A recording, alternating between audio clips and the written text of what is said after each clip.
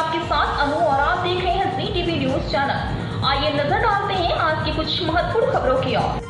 उमरिया जिले के विश्वविख्यात बांधवगढ़ टाइगर रिजर्व में आए दिन बाघ के द्वारा हमला किए जाने से क्षेत्र के ग्रामीण किसान भयभीत होकर असुरक्षित महसूस कर रहे हैं। वहीं दूसरी ओर पार्क क्षेत्र में वन्य प्राणियों की सुरक्षा पर भी सवालिया निशान लगा हुआ है, जहां आए दिन बाघों से लेकर अन्य वन्य प्राणियों की भी लगातार मौतें हो रही हैं। और आज फिर बांधवगढ़ टाइगर रिजर्व पतौर वन परिक्षेत्र के कसेरू बीट PF 194 में झाड़ियों में छिपे हुए बाघ ने ग्रामीण चरवाहे पर हमला कर दिया, जिसमें 45 वर्षीय ग्राम कसेरू निवासी सुरेश सिंह गंभीर रूप से घायल हो गए। एवं सूचना मिलने पर पतौर वन परिक्षेत्राधिकारी अपनी टीम के साथ मौके पर पहुंचकर घायल युवक को मानपुर अस्पताल में भर्ती कराया गया है एवं उपचार जारी है। गौरतलब है कि बांधवगढ़ टाइगर रिजर्व की यह कोई पहली घटना नहीं है एवं इसके पूर्व में भी अनेकों घटनाएं हुई हैं, जहां सुरक्षा व्यवस्था को लेकर पार्क प्रबंधक पर सवालिया निशान लगा हुआ है। पेश उमरिया से शंकर सिंह की खास रिपोर्ट।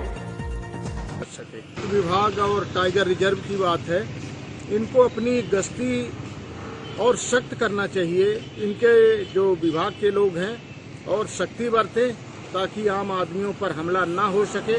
और जिस प्रकार से घगड़ार मार्ग पर यह घटना घटी है, यदि फॉरेस्ट के लोग मुस्तैद होते, सक्रिय होते। क्यों ऐसा हो रहा है कि ये बसाहटों के आसपास टाइगर का भ्रमण ज्यादा हो रहा है? या तो ये बूढ़े हैं या कि फिर ये बीमार हैं। तो इस तरह से जो टाइगर की डेंसिटी बढ़ रही है, जो घनत्व बढ़ रहा है, उसके लिए क्या इंतजामात होने चाहिए, वो एक बड़ा गंभीर विषय है। इसके ऊपर सोचना चाहिए ताकि जंगल में ही अगर उनके लिए भोजन की उपलब्धता हो, शिकार की उपलब्धता हो, तो बसाहट की तरफ क्यों आएंगे? क्योंकि वो तो ये जानता नहीं ना, वाइल्ड लाइफ ये नहीं जानता है कि ये कोर जोन है या बफर जोन है, वो तो हम जानते हैं। तो इसलिए मुझे लगता है कि इस दिशा में भी कुछ विचार और चिंतन होना चाहिए कि कैसे इस टाइगर की डेंसिटी को मेंटेन किया। बांधवगढ़ नेशनल पार्क जहां राष्ट्रीय उद्यान है और वर्ल्ड फेमस है और पूरे विश्व के लोग यहां पे आते हैं, शेरों को देखते हैं और अब अपना जो शेरों के देखने के पश्चात उन्हें खुशी मिलती है, वो पूर्ण होती है। परंतु जो पार्क प्रबंधन है वो किसी भी प्रकार से ऐसा प्रबंध नहीं किया है कि जो वैसे यहाँ पे जो शेर हैं या जो वन प्राणी हैं उनकी सुरक्षा की जाए। देखने को ये मिलता है कि हर 15 दिन, एक माह में एक शेर मारा जाता है। छोटे जानवरों की तो बात छोड़िए, बड़े बड़े जानवर यहाँ पे मारे जा रहे हैं। दूसरी तरफ ये भी देखने को मिलता है कि इन शेरों के कारण जो आसपास के वनग्राम, सटे हुए वनग्राम है, वहाँ पे भी लोगों को नुकसान करता है, मवेशियों को नुकसान करता है।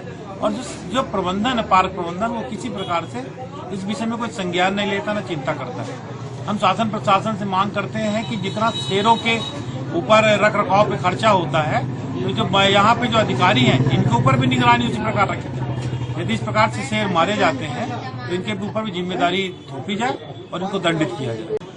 एक युवक पर बाघ के द्वारा हमला किया गया और वह व्यक्ति घायल है। दिन प्रतिदिन इस तरह की घटनाएं जो है हमारे उमरिया में होती रहती हैं। बाघों की संख्या घटती जा रही, उनका भी मृत्यु हो रहा है।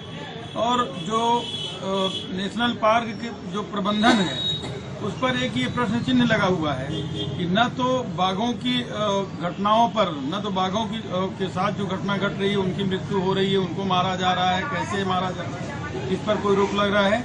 और न ही जो वहाँ के आसपास के, जैसे पतौर हो गया, अभी हाल की जो घटना है पतौर गाँव की है, वहाँ जो एक व्यक्ति है उसके ऊपर बाघ ने हमला कर दिया, वो घायल हो गया है। अब चाहिए कि प्रबंधन के द्वारा उनके परिवार को और उसकी दवा से लेकर के और उनको जो राहत हो, शासन इसको बढ़ाए और उनको जो 2 लाख 4 लाख रुपए का जो अनुदान हो वो दे। क्योंकि मौत के मुंह से निकल करके जो व्यक्ति आया है उसकी स्थिति क्या है, काम करने लायक आगे है कि नहीं है, तो सारे प्रश्न चिन्ह लगे हुए हैं। और प्रशासन को इस पर ध्यान देना चाहिए, खासकर जो हमारा नेशनल पार्क का जो प्रबंधन है उसके ऊपर में ये बहुत बड़ा दायित्व है कि लोगों की भी सुरक्षा हो और जो हमारे बाघ हैं, जंगली जो जानवर हैं, उनकी भी सुरक्षा हो।